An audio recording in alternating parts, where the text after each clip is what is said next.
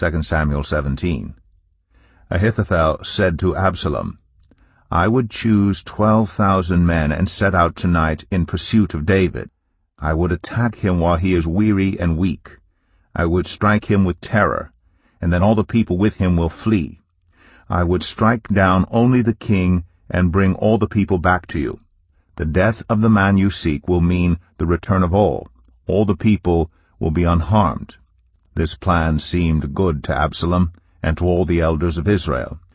But Absalom said, Summon also Hushai the Archite, so we can hear what he has to say as well. When Hushai came to him, Absalom said, Ahithophel has given this advice. Should we do what he says? If not, give us your opinion. Hushai replied to Absalom, The advice Ahithophel has given is not good this time. You know your father and his men. They are fighters, and as fierce as a wild bear robbed of her cubs. Besides, your father is an experienced fighter. He will not spend the night with the troops. Even now he is hidden in a cave or some other place. If he should attack your troops first, whoever hears about it will say, There has been a slaughter among the troops who follow Absalom. Then even the bravest soldier, whose heart is like the heart of a lion, will melt with fear. For all Israel knows that your father is a fighter, and that those with him are brave. So I advise you, let all Israel from Dan to Beersheba, as numerous as the sand on the seashore, be gathered to you, with you yourself leading them into battle. Then we will attack him wherever he may be found, and we will fall on him as dew settles on the ground. Neither he nor any of his men will be left alive. If he withdraws into a city, then all Israel will bring ropes to that city, and we will drag it down to the valley until not so much as a pebble is left. Absalom and all the men of Israel said, The advice of Hushai the Archite is better than that of Ahithophel, for the Lord has determined to frustrate the good advice of Ahithophel in order to bring disaster on Absalom. Hushai told Zadok and Abiathar the priests, Ahithophel has advised Absalom and the elders of Israel to do such and such, but I have advised them to do so and so.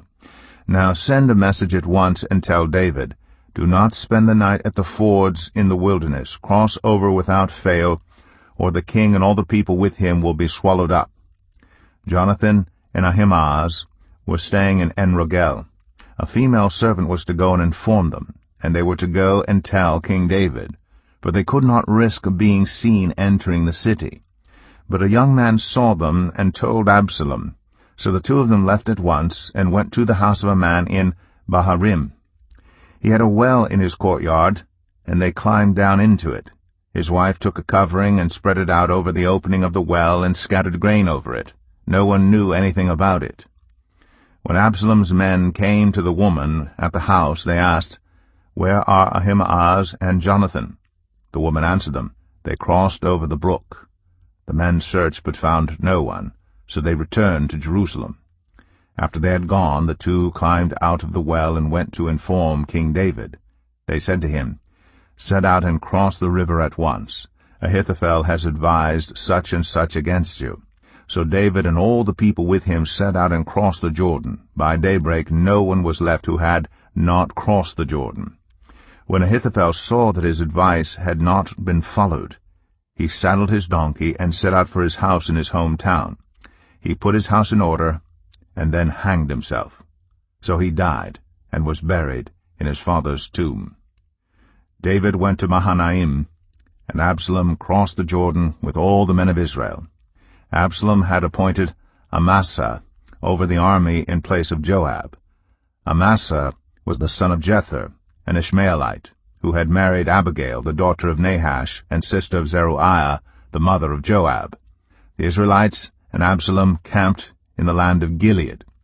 When David came to Mahanaim, Shobai, son of Nahash, from Rabbah of the Ammonites, and Machir, son of Ammiel, from Lo-debar, and Barzillai the Gileadite from Rogelim, brought bedding and bowls and articles of pottery. They also brought wheat and barley, flour and roasted grain, beans and lentils, honey and curds, sheep and cheese from cow's milk for David and his people to eat. For they said, The people have become exhausted and hungry and thirsty in the wilderness.